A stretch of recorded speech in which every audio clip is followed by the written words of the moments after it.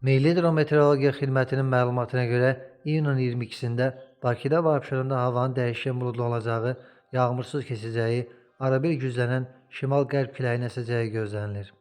Temperatur gecə 19-21, gündüz 24-28 dərəcə isti, atmosfer təzyiqi 760 mm civə sütun olacaq. Naxçıvanda gecə saatlarında bəzi yerlərdə az yağış ehtimalı var. Temperatur 23-26 dərəcə isti olacaq. Sabah əksər rayonlarda yağıntı gözlənilmir, lakin Dağətəyi və Dağlıq rayonlarda yağış, şimşək ehtimalı var. Ayrı-ayrı yerlərdə yağıntılar leysan xarakterli intensiv olacaq, dolu düşəcək. Gecə və səhər duman olacaq, qərb küləyi arabir güclənəcək.